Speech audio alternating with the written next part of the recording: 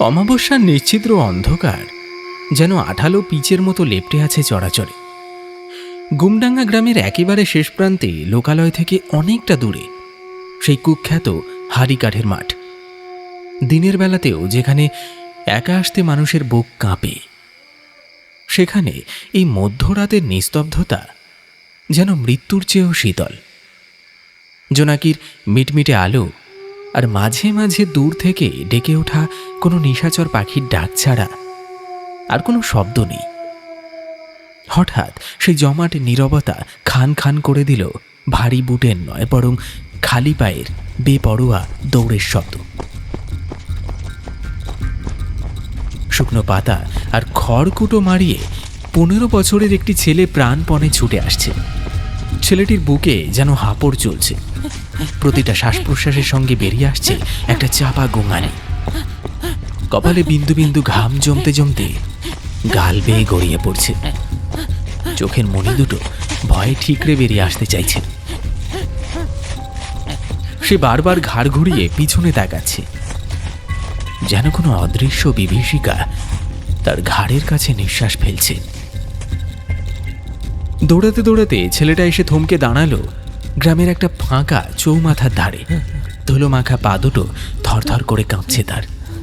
সামনেই একটা বাঁশের বাঁখাড়ির বেড়া দেওয়া বড় বেগুন ক্ষেত। সেখানে পাহাড়ায় দাঁড়িয়ে আছে একটা পুরনো জীর্ণ কাকতাড়ুয়া। কিন্তু ছেলেটির দৃষ্টি কাকতাড়ুয়ার দিকে নয়, তার চোখ আটকে গেছে কাকতাড়ুয়ার ঠিক সামনের জায়গাটিতে। বাঁশের বেড়ার ওপারে বেগুন ক্ষেতের সীমানায় দাঁড়িয়ে আছে একটা অতিকায় ছায়া। মানুষের মতো গড়ন হলেও সাধারণ মানুষের চেয়ে তা অনেক বেশি লম্বা। কোনো স্পষ্ট অবয়ব নেই, শুধু নিশ্ছিদ্র অন্ধকারের চাইতেও এক গাঢ় জমাট কালো ধোঁয়াটে মূর্তি। ছেলেটার মনে হলো ছায়াটার যেন কোনো মুখ নেই, তবু তার সর্বগ্রাসী একজোড়া দৃষ্টি ঠিক যেন বর্ষার ফলার মতো বিঁধে যাচ্ছে তার চামড়া পুড়ে। ভয়ে ছেলেটির ভোকাল কর্ড যেন জমে বরফ হয়ে গেছে। একটা আর্তনাদ গলার কাছে দলা পাকিয়ে আটকে রইল। মুহূর্তের জন্য তার মনে হলো ছায়াটা যেন হাওয়ায় ভেসে ধীরে ধীরে তার দিকেই এগিয়ে আসছে। আর এক মুহূর্ত না দাঁড়িয়ে জ্ঞান শূন্য অবস্থায় উল্টো দিকে সরু মেঠো পথ ধরে সে আবার দৌড়াতে শুরু করল। অন্ধকারে দিক ভ্রান্ত হয়ে ছুটতে ছুটতে সে এসে পৌঁছাল গ্রামের সেই পুরনো পরিত্যক্ত পাতকুয়োটার সামনে। কিন্তু আর পারল না। হঠাৎ কোনো কিছুর সঙ্গে সজোরে ধাক্কা খেয়ে ছিটকে পড়ল ভিজে মাটির ওপর। হাঁটু আর কুনুই ছড়ে গিয়ে জ্বালা করে উঠল। হাঁপাতে হাঁপাতে ধুলো মাখা হাতে ভর দিয়ে সে মুখ তুলে সামনের দিকে তাকাল। তার ঠিক চোখের সামনে মাটির ওপর স্থির হয়ে দাঁড়িয়ে আছে দুটো পা। ছেলেটার শির দাঁড়াবে বরফ শীতল একটা স্রোত নেমে গেল। সে ধীরে ধীরে এক অসীম আতঙ্কের বশে মাথাটা উপরের দিকে তুলল।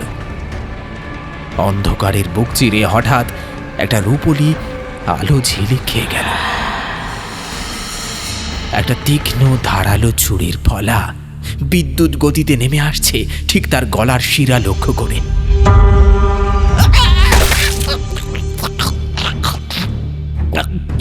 আর তারপর সব নিশ্চুপ।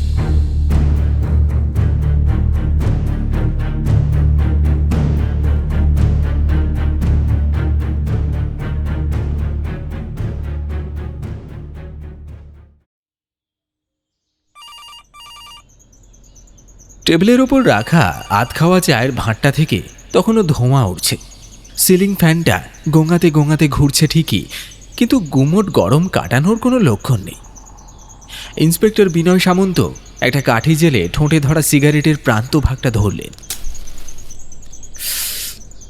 তারপর এক মুখ নীলচে ধোঁয়া ছেড়ে তিনি জানলার বাইরের দিকে তাকালেন। চোখে মুখে চরম বিরক্তি আর ক্লান্তির ছাপ। গত রাতেই তার ট্রান্সফার হয়েছে এই গুমডাঙ্গা নামক পাণ্ডব বর্জিত গ্রামে। শহরের কোলাহল ছেড়ে এই শান্ত ঘুমন্ত গ্রামে বদলি হয়ে ভেবেছিলেন অন্তত কিছুদিন একটু শান্তির শ্বাস নিতে পারবেন, কিন্তু তার সেই আশায় প্রথম দিনই কে যেন এক বালতির ঠান্ডা জল ঢেলে দিয়েছে।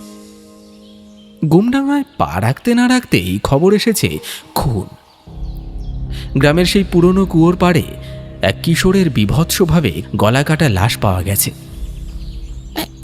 স্যার, দরজার কাছে একটা মিনমিনে গলা শুনে ভুরু কুঁচকে তাকালেন বিনয়। সামনে দাঁড়িয়ে আছে ফাঁড়ির হেড কনস্টেবল নিবারণ। লোকটার বয়স হয়েছে, মাথার চুল কাঁচা পাকা, চোখে একটা মোটা ফ্রেমের চশমা। কি হলো, ওরকম মেনি বেড়ালের মতো ডাকছো কেন? যা বলার স্পষ্ট করে বলো। বিনয়ের গলার স্বরে বিরক্তির পারদ একেবারে চরমে। নিবারণ একটু থতমত খেয়ে আমতা আমতা করে বলল, মানে স্যার বলছিলাম যে আপনি তো কাল রাতেই এলেন, জিনিসপত্রগুলো এখনো সব গোছানো হয়নি, আর এসে এইরকম একটা হাড়হিম করা কাণ্ড। আপনি কি ব্রেকফাস্টটা করে স্পটে যাবেন নাকি? নিবারণ বাবু। বিনয় সামন্ত টেবিল চাপড়ে ধমকে উঠলেন। আমি কি এখানে শ্বশুর বাড়ি বেড়াতে এসেছি নাকি নাকি হাওয়া বদল করতে এসেছি যে আগে লুচি আলুর দম গিলে তারপর খোশ মেজাজে লাশ দেখতে যাব? একটা খুন হয়েছে আর আপনি আমাকে ব্রেকফাস্টের মেনু শোনাচ্ছেন? ডিউটির কিছু বোঝেন না নাকি শুধু পেনশনের আশায় দিন গুনছে না? নিবারণ ঢোক গিলে কাঁচু মাচু মুখে বলল, আগে আগে না স্যার, আসলে লাশটা তো আমার তিরপল দিয়ে আমরা মানে ঢেকে গার্ড করে রেখেছি। আপনি যদি চান তো জিপটা রেডি করি, স্পটে যাবেন। আপনার কি মনে হয় আমার এখন সিনেমা দেখতে যাওয়া উচিত? বিনয় চেয়ার ছেড়ে উঠে দাঁড়ালেন, বেল্টটা ঠিক করে পরে খাকি টুপিটা মাথায় দিয়ে বললেন, জিপ স্টার্ট দিন, এখনই যাব।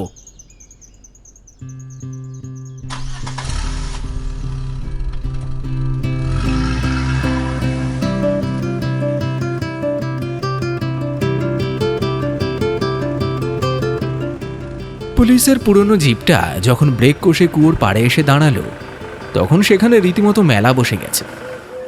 গ্রামের অর্ধেক লোক ভিড় জমিয়েছে।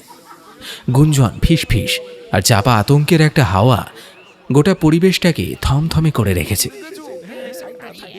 বিনয় জিপ থেকে নামতেই ভিড়টা একটু দুভাগে হয়ে রাস্তা করে দিল। তিনি ভারী বুটের শব্দ তুলে এগিয়ে গেলেন কুয়োটার দিকে। সেখানে ত্রিপল দিয়ে ঢাকা একটা ছোটোখাটো শরীর, পাশে জমাট বাঁধা কালচে রক্ত মাটিতে মিশে আছে। চারপাশে নজর ঘোরাতেই বিনয়বাবু দেখলেন ভিড়ের একেবারে সামনে দাঁড়িয়ে আছেন ধুতি পাঞ্জাবি পরা এক মাঝবয়সী রাশভারী লোক, সম্ভবত গ্রামের মোড়ল, আর তার পাশেই খদ্দরের কুর্তা পরা আরেকজন, চোখে মুখে এক অদ্ভুত কাঠিন্য। বিনয় ত্রিপলটা সামান্য সরিয়ে লাশটার দিকে এক ঝলক তাকালেন। গলার নলিটা একেবারে নিখুঁত দক্ষতায় এক কোপে কেটে নামানো হয়েছে, আর কাটা গলাটার ঠিক পাশেই পড়ে রয়েছে একটা সাদা রঙের ধুতুরা ফুল। পেশাদার খুনি ছাড়া এমন কাজ সম্ভব নয়। তিনি ত্রিপলটা আবার ঢেকে দিয়ে সোজা হয়ে দাঁড়ালেন। ছেলেটার নাম কি? বিনয় ভিড়ের দিকে তাকিয়ে প্রশ্ন ছুড়ে দিলেন। খদ্দরের কুর্তা পরা লোকটি এগিয়ে এলেন, তার গলার স্বর বেশ গম্ভীর। আগে ওর নাম সনাতন আছে, গ্রামেরই এক দিন মজুরের ছেলে। বিনয় চোখ সরু করে লোকটার দিকে তাকাল। আপনি? লোকটি সামান্য হেসে অথচ চোখে একটা প্রচ্ছন্ন ঔদ্ধত্য নিয়ে বললেন, আমি এই গুমডাঙ্গার পঞ্চায়েত প্রধান আছি, হরিসাধন সান্যাল, আর ইনি হলেন গ্রামের মোড়ল পরাণ মণ্ডল। হরিসাধনবাবু একটু থেমে বিনয়ের আপাদমস্তক একবার চোখ বুলিয়ে নিয়ে বললেন, শুনেছি আপনি নাকি কাল রাতেই শহর থেকে বদলি হয়ে এসেছেন, তা এসেই তো একেবারে বড় সড়ো ঝক্কির মধ্যে পড়লেন। তা অফিসার, এই গ্রামে চুরির ঘটনা ঘটে কালে ভদ্রে, আর খুন তো আমার বাপ ঠাকুরদাও কখনো দেখেনি। তাই কেসের কিনারা করতে পারবেন তো, নাকি শহরের বাবুদের মতো দুদিন ফাইল ঘেটে কেস ধামাচাপা দিয়ে দেবেন? পঞ্চায়েত প্রধানের কথার মধ্যে যে প্রচ্ছন্ন তাচ্ছিল্য লুকিয়ে আছে তা বিনয়ের মতো পোড় খাওয়া অফিসারের বুঝতে এক মুহূর্তও লাগল না। তিনি পকেট থেকে সিগারেটের প্যাকেটটা বের করে অত্যন্ত ধীরে সুস্থে একটা সিগারেট ধরালেন। তারপর হরিসাধনবাবুর চোখের দিকে সরাসরি তাকিয়ে একটা ঠান্ডা হিমশীতল হাসি হাসলেন। হরিসাধন বাবু, শহরের বাবুরা ফাইল ঘাটে ঠিকই, তবে আমি বিনয় সামন্ত ফাইল ঘাটার চেয়ে মানুষের চোখের ভাষা পড়তে বেশি পছন্দ করি। আর খুন যখন হয়েছে তখন খুনি এই গ্রামেই কোথাও ঘাপটি মেরে আছে। বিশ্বাস রাখুন, তাকে মাটির তলা থেকে হলেও আমি টেনে বের করব, আর সেটা আমার দায়িত্ব। বিনয়ের সেই স্থির তীক্ষ্ণ দৃষ্টি আর ভারী গলার স্বরে চারপাশের গুঞ্জন হঠাৎ করেই যেন ম্যাজিকের মতো থেমে গেল। কুয়োর পাড়ের সকালের রোদেও যেন একটা শীতল আর অশুভ ছায়া নেমে এলো। রহস্যের এক অদৃশ্য জাল ধীরে ধীরে বুনতে শুরু করেছে এই ঘুমডাঙ্গা গ্রামে।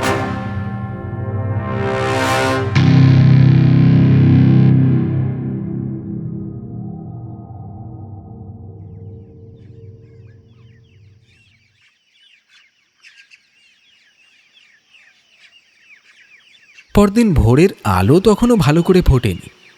আকাশের মুখ ভার, কালচে মেঘে ঢাকা। গুমোট গরমে থানার সিলিং ফ্যানটা একটানা ক্যাঁচ ক্যাঁচ শব্দ করে ঘুরছে। হঠাৎ সেই নীরবতা খান খান করে বেজে উঠল টেবিলের ওপর রাখা টেলিফোনটা। ইন্সপেক্টর বিনয় সামন্ত সবেমাত্র এক কাপ ধোঁয়া ওঠা চায়ে চুমুক দিতে যাচ্ছিলেন, ভুরু কুচকে রিসিভারটা কানে তুলতেই উপাস থেকে ভেসে এলো একটা কাঁপা কাঁপা গলার আওয়াজ। ঘুমডাঙ্গার পঞ্চায়েত প্রধান হরিসাধনবাবু। সেই কালকের দম্ভ আর নেই, গলার স্বরে স্পষ্ট আতঙ্কের ছাপ।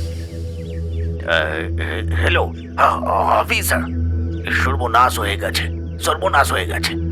আমার একটা লাশ পাওয়া গেছে সেই কুয়োর পাড়ে। বিনয়ের চোয়াল শক্ত হয়ে উঠল। চায়ের কাপটা সজোরে টেবিলের ওপর নামিয়ে রেখে তিনি শুধু বললেন, আমি আসছি। রিসিভারটা নামিয়ে রেখে তিনি হুঙ্কার দিলেন, নিবারণ বাবু, ফোর্স রেডি করুন, এক্ষুনি বেরোতে হবে।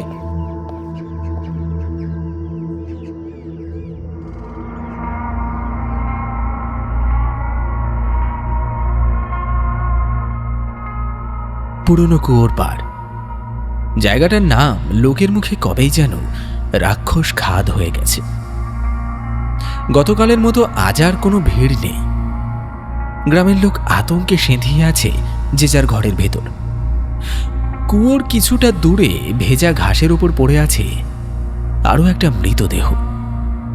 বিনয় সামন্ত হাঁটু গেড়ে বসলেন লাশটার পাশে। গতকালের কিশোরের মতোই এরও গলার নলিটা নিখুঁতভাবে কাটা, কিন্তু আজকের দৃশ্যটা আরো বীভৎস। কেবল গলা কাটাই নয়, মৃতদেহটা এমনভাবে ক্ষতবিক্ষত করা হয়েছে যেন কোনো বন্য জন্তু তার ধারালো নখ আর দাঁত দিয়ে খুবলে খেয়েছে শরীরের মাংস। চারপাশের মাটি রক্তে ভেসে যাচ্ছে, কিন্তু বিনয়ের চোখ আটকে গেল অন্য একটা জায়গায়। লাশের ঠিক বুকের ওপর রাখা আছে একটা টকটকে লাল রক্ত জবা। খুনি কি কোনো বার্তা দিতে চাইছে? পর পর দুদিনে দুটো খুন, হত্যার ধরনও একই রকম। আর এই ফুল, এসবের মানে কি? বিনয়ের কপালে চিন্তার ভাঁজ গভীর হল। তিনি তীক্ষ্ণ দৃষ্টিতে চারপাশটা পর্যবেক্ষণ করতে লাগলেন।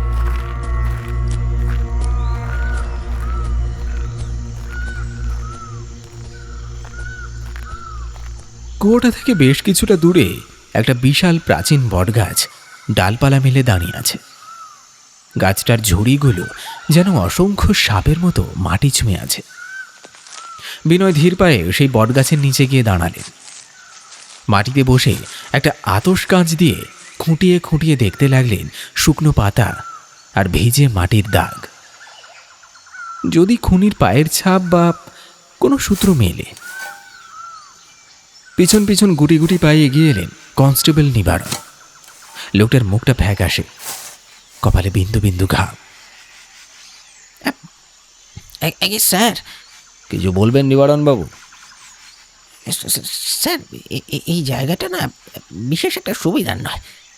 এখানে আপনি মানুষের পায়ের ছাপ খুঁজছেন, কিন্তু কাজটা কোনো মানুষের নয় স্যার, কোনো মানুষের নয়। নিবারণের গলাটা ভয়ে কেঁপে উঠল। বিনয় এবার সোজা হয়ে দাঁড়ালেন, ভুঁড়ো জোড়া কুঁচকে তাকালেন নিবারণের দিকে। মানে কি আজে বাজে বকছেন আপনি? নিবারণ চারপাশে একবার ভয়ার্ত দৃষ্টি বুলিয়ে নিজে গলাটা আরও নামিয়ে বলল, আজ থেকে ঠিক 20 বছর আগের কথা স্যার। এই গ্রামে রতন নামের এক ভয়ঙ্কর ডাকাত বংশের ছেলে ছিল। ডাকাতি চলে গেলেও তার অত্যাচারে অতিষ্ঠ হয়ে গ্রামের লোক একদিন তাকে ধরে ফেলে। তারপর তাকে আধমরা করে পিটিয়ে এই যে রাক্ষস খাদ দেখছেন, এই শুকনো কুয়োর পাশে জ্যান্ত ফেলে দিয়ে উপর থেকে পাথর চাপা দিয়ে দেয়। বিনয় শান্ত চোখে শুনছিল। নিবারণ একটা দীর্ঘশ্বাস ফেলে আবার বলতে শুরু করল, মরার আগে রতন ডাকাত একটা মারাত্মক অভিশাপ দিয়ে গেছিল স্যার। সে বলেছিল যারা তাকে মারলো ঠিক 20 বছর পর তাদের প্রত্যেকের মানে প্রথম সন্তানকে সে ওই কুয়োর ভেতরে টেনে নিয়ে গিয়ে খাবে। স্যার, কালকের ওই ছেলেটা আর আজকের এই লাশ দুজনেই 20 বছর আগের ওই খুনিদের বড় ছেলে আর কি। ওরা গ্রামের লোক দলে দলে গ্রাম ছাড়ছে স্যার। রতন ডাকাত পিশাচ হয়ে ফিরে এসেছে। এই বন্য জন্তুর মতো খুবলে খাওয়া দাগ, এসব কোনো মানুষের কাজ হতেই পারে না। থামুন নিবারণবাবু। বিনয় সামন্তের ধমকে নিবারণ প্রায় 1 হাত লাফিয়ে উঠল। বিনয়ের চোখে মুখে এবার রাগে রাগু। আপনারা পুলিশের ইউনিফর্ম পরেন, অথচ মাথার ভেতর গোবর আর কুসংস্কার ভর্তি করে রেখেছেন। পিশাচ, ভূত, কোনো রক্ত মাংসের ধূর্ত খুনি গ্রামের এই পুরনো কুসংস্কারকেই তবে হাতিয়ার করে সিরিয়াল কিলিং করছে, আর আপনারা ভূতের ভয়ে কাঁপছেন। আমি সব ফালতু গল্প এক বর্ণ বিশ্বাস করি না, বুঝেছেন? ডিসগাস্টিং। বটগাছের একটা মোটা ঝুড়ি সরিয়ে বিনয় সামন্ত নিবারণের একেবারে কানের কাছে মুখ নিয়ে এলেন। চারপাশের থমথমে পরিবেশের সঙ্গে মিশে গিয়ে বিনয়ের গলাটাও যেন ফিসফিসে আর রহস্যময় শোনালো। আজ রাতে আমরা এখানে থাকছি নিবারণবাবু, ঠিক এই বটগাছটার নিচে ঘন অন্ধকারে। স্পেশাল ফোর্স সাদা পোশাকে এই মাঠের চারদিকে ঘাপটি মেরে ছড়িয়ে ছিটিয়ে থাকবে। খুনি যদি অভিশাপের ছক মিলিয়ে চলে, তবে সে আজ রাতেও আসবে, আর আজই তাকে আমি হাতে নাতে ধরব। কথাটা শুনিয়েই নিবারণের চোখের মণি দুটো যেন ঠিকরে বেরিয়ে আসার উপক্রম হলো। সারা শরীর থর থর করে কাঁপতে শুরু করলো তার। আজকে রাতে এইখানে ভূতের টোপ হিসেবে? না না স্যার, না। আমার গিন্নি তো এই গত সপ্তাহে কিস্তিতে একটা কালার টিভি কিনেছে স্যার। আমি মরে গেলে টিভিটা আমার শালাবাবু বসে বসে দেখবে স্যার। আর পিশাচটা যদি আমার ঘাড় মোটকে রক্ত খায়, তাহলে তো আমার পেনশনের টাকাটাও গিন্নি তুলতে পারবে না। আমাকে অন্তত এই বুড়ো বয়সে রতন ডাকাতের ডিনার বানাবেন না স্যার। নিবারণের কথা শুনে বিনয় রাগে আর বিরক্তিতে এক মুহূর্ত চোখ বুজে রইলেন। তারপর দাঁতে দাঁত চেপে বললেন, আপনার শালাবাবু টিভি দেখবেন না, আপনি জেলের ভাত খাবেন, সেটা আমি পরে ঠিক করছি। আপাতত ডিউটিটা করুন, লাস্টে এক্ষুনি পোস্টমর্টেমে পাঠানোর ব্যবস্থা করুন। আর যান, রাতের জন্য ফোর্স রেডি করুন গে, কুইক। বিনয় সামন্ত আর এক মুহূর্ত সেখানে দাঁড়ালেন না।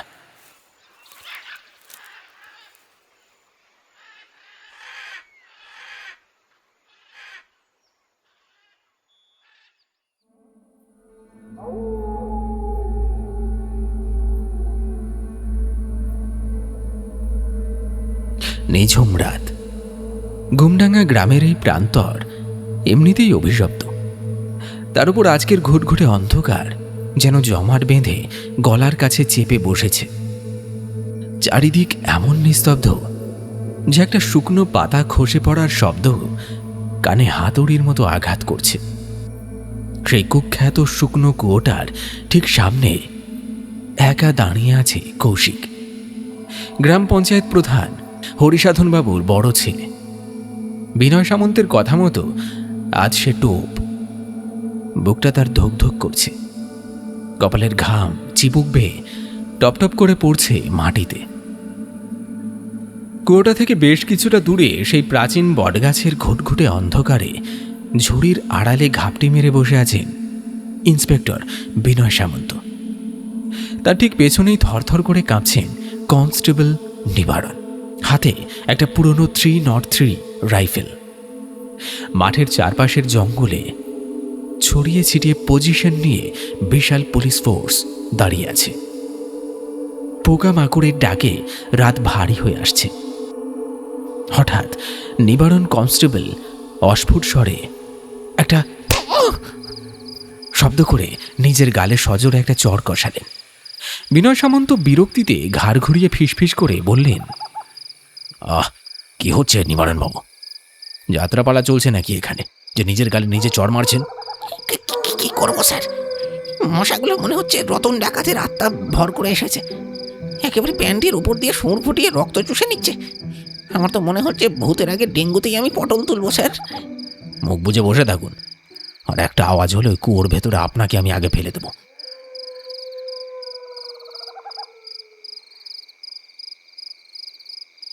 দাঁত চেপে ধমক দিল বিনয়। রাত গড়িয়ে চলল। একটা, দুটো, ঘড়ির কাঁটা টিকটিক করে এগোচ্ছে, কিন্তু কিছুই হচ্ছে না। বিনয়ের মনেও এবার খটকা লাগতে শুরু করল। খুনি কি তবে আজ আসবে না? সে কি টের পেয়ে গেছে পুলিশের এই ফাঁদের কথা?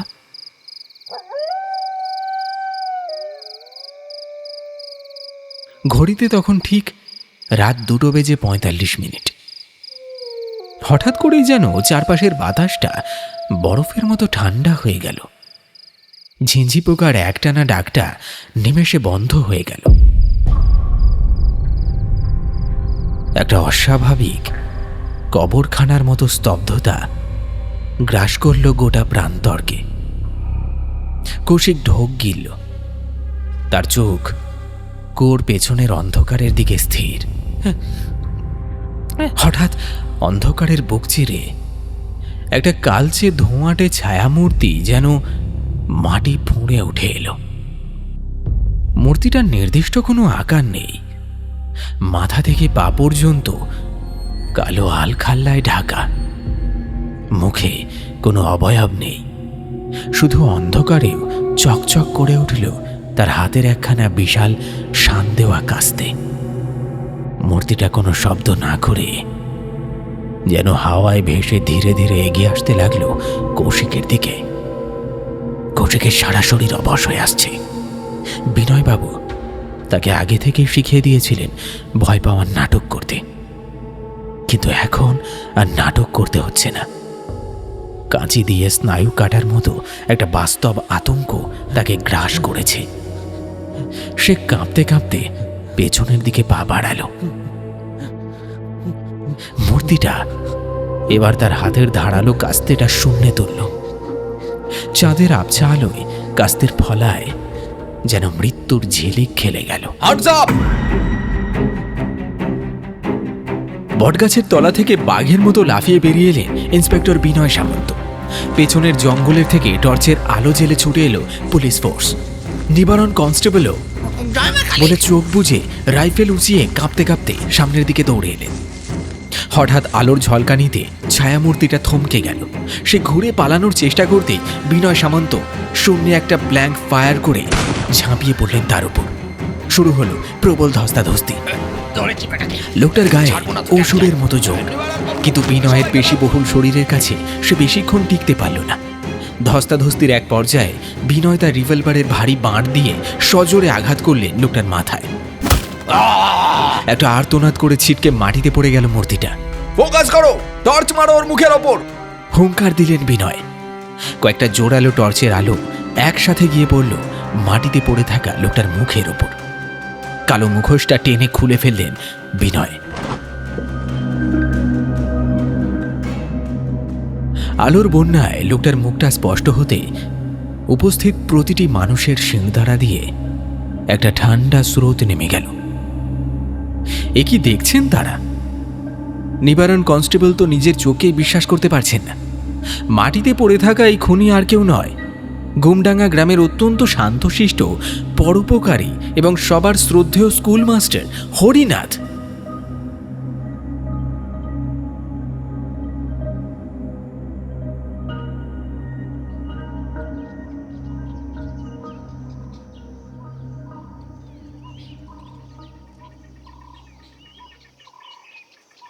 গুমডাঙ্গার পুরনো জরাজীর্ণ পুলিশ ফাঁড়ির স্যাঁতস্যাঁতে লকআপ। লোহার গড়াদের উপাসে মেঝেতে বসে আছে হরিনাথ মাস্টার। মাথায় ব্যান্ডেজ চুইয়ে রক্ত পড়ছে, কিন্তু তার চোখে মুখে কোনো অনুশোচনা নেই, বরং ঠোঁটের কোণে লেগে আছে এক বিকৃত শয়তানি হাসি। গড়াদের এপাশেই একটা কাঠের চেয়ারে বসে সিগারেট টানছেন বিনয় সামন্ত। তা মাস্টার মশাই, দিনের বেলা আদর্শ শিক্ষকের মুখোশ পরে নীতিবাক্য আওড়াতেন, আর রাতে কাস্তে হাতে গলা কেটে বেড়াতেন কেন? এই গ্রামের নিষ্পাপ কিশোরগুলো আপনার কি ক্ষতি করেছিল? হরিনাথ হঠাৎ হো হো করে অট্ট হাসিতে ফেটে পড়ল। হাসি থামিয়ে সে রক্ত জবা চোখের দৃষ্টি নিয়ে তাকালো বিনয়ের দিকে। নিষ্পাপ? ওই শুয়ারের বাচ্চাগুলো নিষ্পাপ? হরিনাথের গলার স্বর এবার সাপের মতো হিস হিস করে উঠল। অফিসার, আপনারা যাকে রতন ডাকাত বলে জানেন, সে ছিল আমার বড় দাদা। 20 বছর আগে এই গ্রামের মোড়ল, পঞ্চায়েত প্রধান আর তাদের সাঙ্গ পাঙ্গুরা মিলে আমার দাদাকে আধমরা করে পিটিয়েছিল। আমি তখন নেহাতি বালক, ঝোপের আড়ালে লুকিয়ে নিজের চোখে দেখেছিলাম। ওই রাক্ষস খাদ কুয়োর ভেতর জ্যান্ত অবস্থায় আমার দাদাকে ফেলে দিয়ে ওরা বড় বড় পাথর চাপা দিচ্ছিল। দাদার সেই আর্তনাদ আজও আমার কানে বাজে। হ্যাঁ, কানে বাজে। হরিনাথ লোহার গড়াতটা খামচে ধরে ফুঁপিয়ে উঠল। আমি তো সেই দিনের অপেক্ষায় ছিলাম স্যার। 20টা বছর আমি গোমড়ে গোমড়ে মরেছি। অপেক্ষা করেছি কবে ওই খনিগুলো বিয়ে করবে, তাদের বাচ্চা কাচ্চা হবে, সেই বাচ্চাগুলো বড় হবে। আমি ওদের বোঝাতে চেয়েছিলাম যে নিজের কলেজার টুকরো চোখের সামনে শেষ হয়ে গেলে বুকের ভেতরটায় ঠিক কতটা জ্বালা পোড়া হয়, কতটা কষ্ট হয়। বিনয় স্থির দৃষ্টিতে তাকিয়ে রইলেন। হরিনাথ আবার সেই বিকৃত হাসিটা হাসল। আর ওই ফুল, আমি মৃতদেহগুলোর বুকের ওপর লাল জবা আর ধতুরা ফুল গুঁজে দিয়ে আসতাম, যাতে গ্রামের মূর্খ লোকগুলো ভাবে রতন ডাকাতের আত্মা পিশাচ হয়ে ফিরে এসেছে। পুলিশ যাতে ভূতের ভয় পেয়ে কেস ঘেঁটে ফেলে। কিন্তু আপনি তো বড্ড শিয়ানা অফিসার। হ্যাঁ,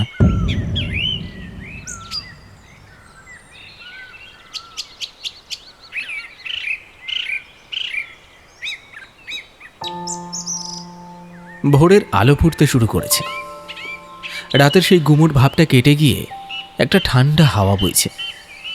বুক ভরে সেই সতেজ বাতাসটা টেনে নিলেন তিনি। ঠোঁটের কোণে একটা তৃপ্তির হাসি ফুটে উঠল বিনয়ের। তিনি গর্বিত। একটা সুপার ন্যাচারাল মিস্ট্রির পর্দা তিনি নিজের বুদ্ধি আর সাহস দিয়ে ফাঁস করেছেন। বুঝিয়ে দিয়েছেন ভূত প্রেত বলে কিছু হয় না। আসল পিশাচ মানুষের মনের ভেতরেই লুকিয়ে থাকে। একটা ধুরন্ধর সিরিয়াল কিলার এখন তার খাঁচায় বন্দী। Case solved.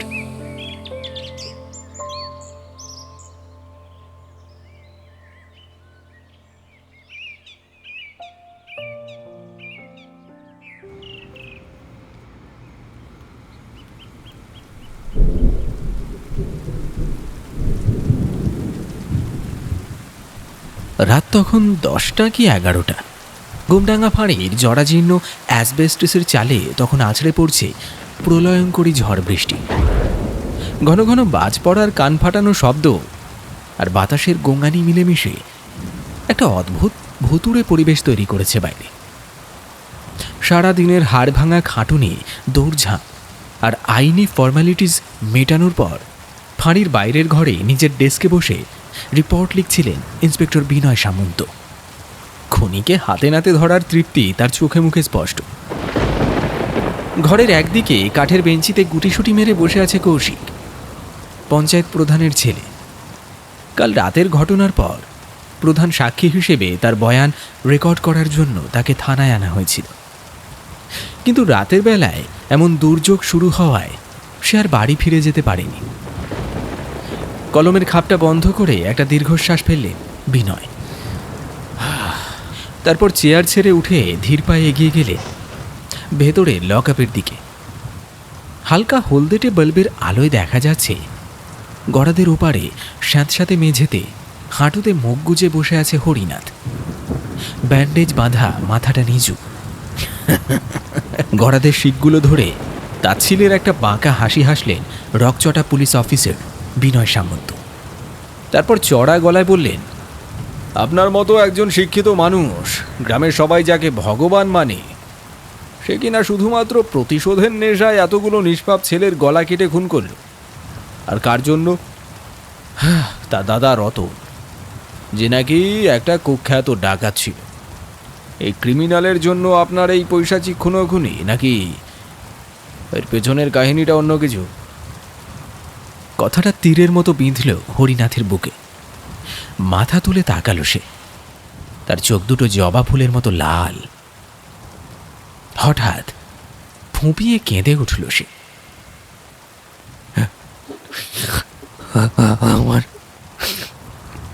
আমার দাদা ডাকাত ছিল না অফিসার, ডাকাত ছিল না। আজ থেকে 20 বছর আগে আমার বয়স ছিল মাত্র 8। আমার হার্টে ফুটো ছিল। বিনা চিকিৎসায় বিছানায় পড়ে ধুঁকছিলাম আমি। ডাক্তার বলেছিল শহরে নিয়ে গিয়ে অপারেশন না করালে আমি আর বাঁচব না। আমার দাদা এক সময় ডাকাত দলের সঙ্গে থাকতো ঠিকই, সে ওই নোংরা পথ ছেড়ে দিয়েছিল। সৎ পথে দিন মজুরি করে সে আমাকে মানুষ করেছিল।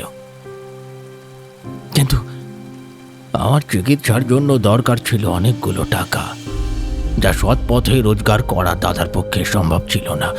আর তখন আমার মা বাবা দুজনাই মারা গেছেন। তাদের অবর্তমানে আমার দাদাই আমার সব কিছু। তাই আমাকে বাঁচানোর জন্য বাধ্য হয়ে দাদা গ্রামের সবচেয়ে ধনী ওই ভট্টাচার্যদের বাড়ি থেকে টাকা চুরি করেছিল। কিন্তু গ্রামের লোকেরা দাদাকে ধরে ফেলে। বিনয় চুপ করে শুনছেন। তার মুখে তাচ্ছিলের ভাবটা এখন কিছুটা স্তিমিত। হরিনাথ ফুঁপিয়ে ফুঁপিয়ে বলে চলল, আমি সেদিন ওই রাক্ষস খাদের কাছে একটা ঝোপের আড়ালে লুকিয়ে সব দেখেছিলাম। আমার দাদা 2 হাত জোর করে ওদের কাছে প্রাণ ভিক্ষা চেয়েছিল। সঙ্গে বলেছিল টাকাটা নিয়ে নিতে, কিন্তু ওকে যেন কেউ প্রাণে না মারে, নয়তো আমি বিনা চিকিৎসায় মরে যাব। তাই কিন্তু ওই জানোয়ারগুলো ওরা আমার দাদার কোনো কথা শোনেনি। দাদাকে জ্যান্ত ওই শুকনো কুয়োয় ফেলে দিয়ে ওপর থেকে বড় বড় পাথর চাপা দিয়ে দেয়। আমি ভয়ে আতঙ্কে একটাও শব্দ করতে পারিনি সেদিন, একটাও শব্দ না। চোখের জল মুছতে মুছতে হরিনাথের মুখে ফুটে উঠল এক বিকৃত শান্ত হাসি।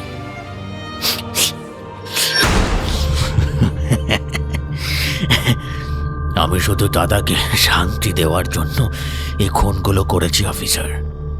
আমি জানি দাদা আমাকে দেখছে। দাদা আজ খুব খুশি। ঠিক সেই মুহূর্তে দপ করে নিভে গেল থানার ভেতরের সমস্ত আলো। বাইরের ঝড়ের শব্দটা যেন এক নিমেষে কে বা কারা সুইচ অফ করে বন্ধ করে দিল। এক অশুভ দম বন্ধ করা নিস্তব্ধতা গ্রাস করল পুরো ফাঁড়িটাকে।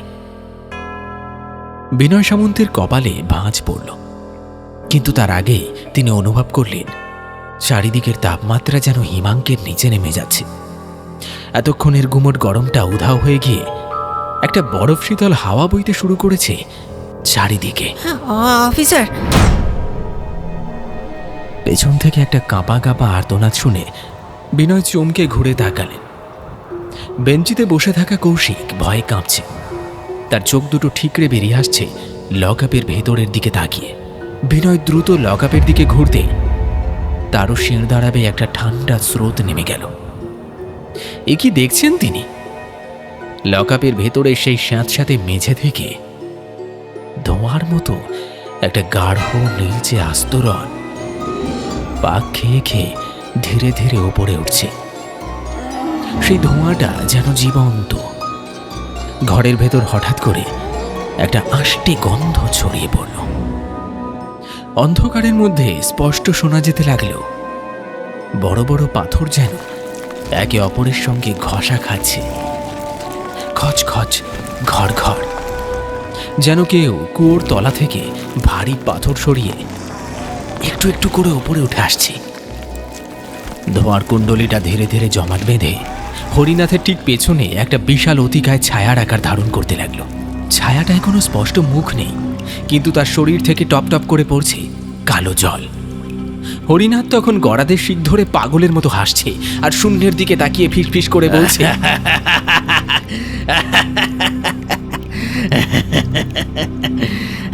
দাদা, দাদা তুমি এসেছো দাদা। কয়েক মুহূর্তের মধ্যেই ধোঁয়াটা পুরোপুরি একটা মানুষের রূপ নিল। একটা কাদামাখা থেঁতলে যাওয়া শরীর, শরীরের হাড়গুলো যেন বড় বড় পাথরের চাপে গুঁড়িয়ে গেছে। জামা কাপড় শতছিন্ন, কিন্তু সেই বিভৎস ক্ষতবিক্ষত মূর্তির দিকে তাকালে এখন আর কোনো ভয় বা আতঙ্ক জাগে না। কারণ মূর্তিটার মুখে বা চোখে কোনো পৈশাচিক হিংস্রতা নেই, বরং সেই গর্ত হয়ে যাওয়া চোখ দুটোতে উপচে পড়ছে একটা বুক ফাটা সীমাহীন কষ্ট আর হাহাকার।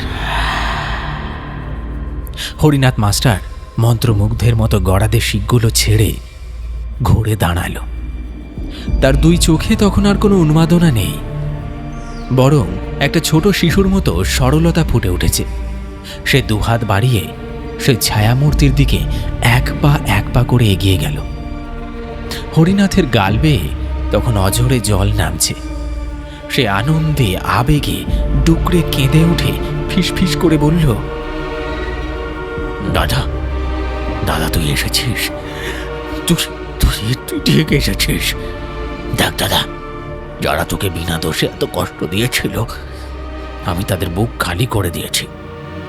আরো কয়েকটা বাকি ছিল, কিন্তু তার আগেই এই পুলিশ ইন্সপেক্টর আমায়, আমি তোর অপমানের, তোর মৃত্যুর বদলা নিয়েছি দাদা। তুই আর কষ্ট পাস না, কষ্ট পাস না।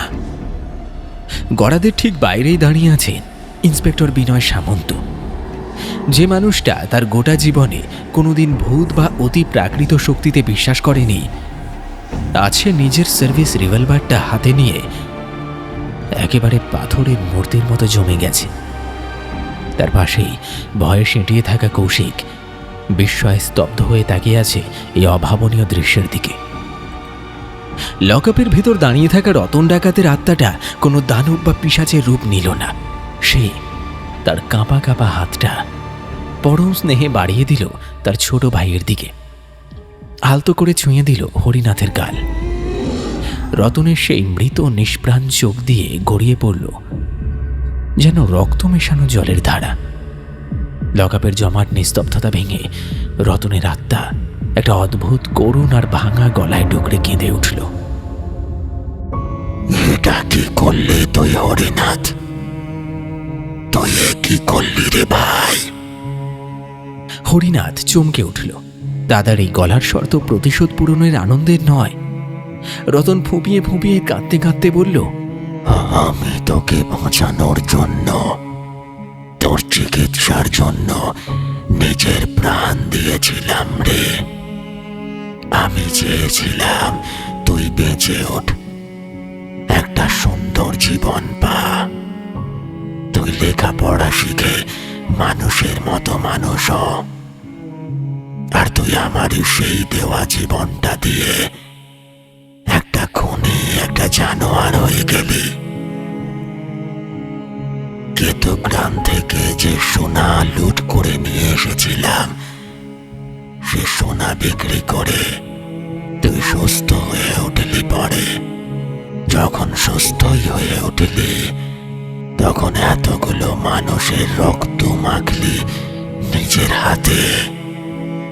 হরিনাথের মুখের সেই উন্মাদ আনন্দ এক লহমায় নিভে গেল। তার জায়গায় তৈরি হলো এক অন্তহীন দেশে হারা শূন্যতা। তার পা দুটো যেন আর শরীরের ভার বইতে পারল না। তোর কি মনে হয় আমি ওদের ওপর রাগ করে ওই কুয়োর ভেতর 20 বছর ধরে আটকেছিলাম? না রে, আমি তো ওই অন্ধকার কুয়োর ভেতর আটকেছিলাম শুধু তোর মায়ায়। আমি তৃষ্ণার্ত হয়ে অপেক্ষা করছিলাম তুই এক সময় বড় হবি, তোর একটা সংসার হবে, তুই হাসি খুশি জীবন যাপন করবি। তোকে শুধুমাত্র সুখী দেখব বলে আমি মায়ার বাঁধন কাটাতে পারিনি। আর তুই আমার জন্য নিজের হাত রক্তে ভাসালি। তুই তো আজ আমাকে চিরকালের জন্য নরকে পাঠিয়ে দিলি রে ভাই। রতনের প্রতিটি কথা যেন 1000 ভোল্টের বিদ্যুতের মতো আছড়ে পড়ল হরিনাথের অস্তিত্বের ওপর। তার এতদিনের লালন করা প্রতিশোধের নেশা, তার ক্ষোভ, তার আক্রোশ সব যেন এক মুহূর্তে অর্থহীন আর বিষাক্ত মনে হলো। সে বুঝতে পারল তার এই 20 বছরের প্রতিশোধ তার দাদাকে এতটুকু শান্তি দেয়নি, বরং তার দাদার আত্মাকে আরো বেশি রক্তাক্ত করেছে। হরিনাথ আর পারল না। সে মেঝেতে হাঁটু গেড়ে বসে পড়ে ডুকরে কেঁদে উঠে রতনের ছায়ামূর্তির পা দুটো জড়িয়ে ধরল। আমাকে ক্ষমা করে দে দাদা, আমাকে তুই ক্ষমা করে দে। আমি বুঝতে পারিনি রে, তোকে ওইভাবে মরতে দেখে আমার বুকের ভেতরটা যে কি জ্বলছিল, আমি সেই কষ্টটা সইতে পারছিলাম না রে দাদা। তুই বিশ্বাস কর, আমি কোনোদিন বিবাহ করিনি, কোনো সংসার করিনি, শুধুমাত্র এই দিনের আশায় তোর মৃত্যুর প্রতিশোধ নেব। রতনের আত্মা এবার ধীরে ধীরে নিচু হয়ে বসল তার ভাইয়ের সামনে। পরম স্নেহে ঠিক 20 বছর আগের মতো সে তার ছোট ভাই হরিনাথকে নিজের বুকে জড়িয়ে ধরল। কাদা মাখা হাত দিয়ে ভাইয়ের মাথাটা নিজের বুকের কাছে চেপে ধরে চুলে আঙুল চালাতে চালাতে এক অদ্ভুত শান্ত ঘুম পাড়ানি গানের সুরে বলতে লাগলো, আর কাঁদিস না ভাই, অনেক কষ্ট পেয়েছিস তুই, আর কাঁদতে হবে না। চল আমরা এবার বাড়ি যাই, ওখানে আর কোনো কষ্ট নেই, কোনো জ্বালা নেই। এই পুলিশরা তো তোকে ফাঁসিতে ঝুলিয়ে দেবে, তোর কষ্ট হবে, আমি সেই কষ্ট দেখতে পারবো না। চল। গড়াদের বাইরে দাঁড়িয়ে বিনয় সামন্ত আর কৌশিক দেখল রতনের আত্মার সেই কনকনে ঠান্ডা স্পর্শে হরিনাথের শরীরটা ধীরে ধীরে নিস্তেজ হয়ে আসছে। কিন্তু হরিনাথের মুখে কোনো কষ্ট বা যন্ত্রণার ছাপ নেই, বরং তার চোখে মুখে ফুটে উঠেছে এক অদ্ভুত স্বর্গীয় শান্তির হাসি। 20 বছর ধরে বুকে পুষে রাখা এক আগ্নেয়গিরির যেন আজ চিরতরে উপশম হল।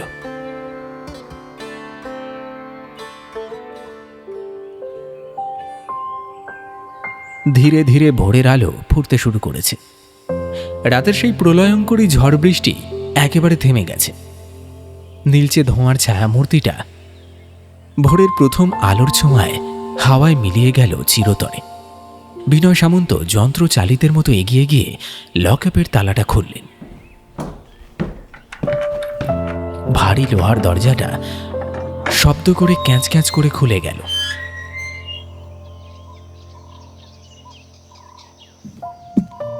ভেতরে ঢুকে বিনয়বাবু দেখলেন হরিনাথ মাস্টারের মৃতদেহ মেঝেতে পড়ে আছে।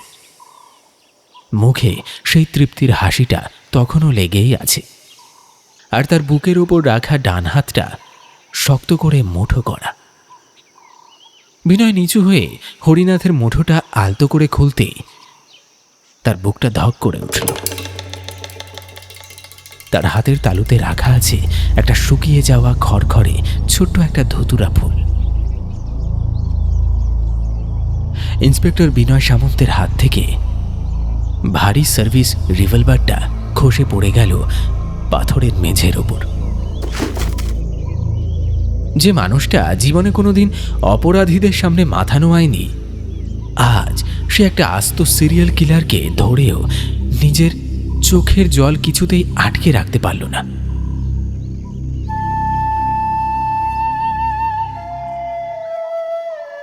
আইনের চোখে হরিনাথ একজন খুনি হতে পারে, কিন্তু বিনয়ের চোখে আজ সে কেবলই এক অভাগা ভাই, যে ভালোবাসার চরম মূল্য চুকাতে গিয়ে নিজেকে হারিয়ে ফেলেছিল।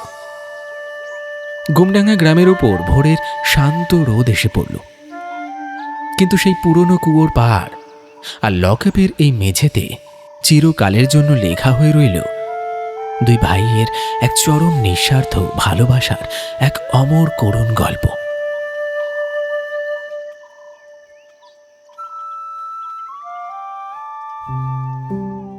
শুনলেন লেখক অনিকেত গুহর কলমে রাত 2:30 বটতলা।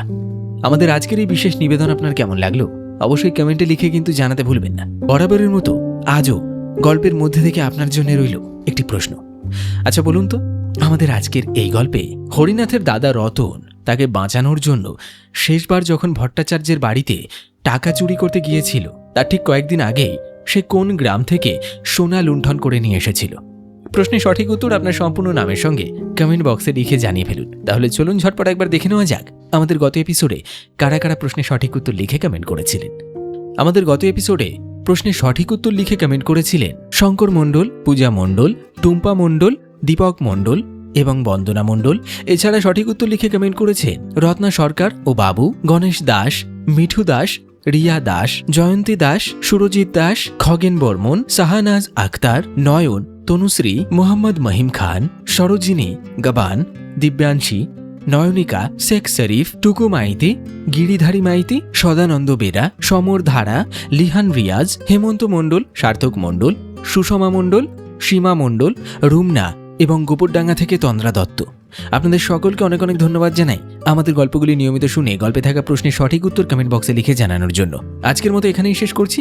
আবার দেখা হবে আরেকটা রোমাঞ্চকর গল্পের সাথে আগামী এপিসোডে। যারা এখনো পর্যন্ত আমাদের চ্যানেলটি সাবস্ক্রাইব করেননি তাদের কাছে অনুরোধ, এক্ষুনি চ্যানেলটি সাবস্ক্রাইব করুন যাতে আগামীতে আসা প্রত্যেকটি গল্প সবার আগে আপনার কাছে পৌঁছে যায়। দেখা হচ্ছে খুব তাড়াতাড়ি। সকলে ভীষণ ভালো থাকবেন, সুস্থ থাকবেন। ধন্যবাদ।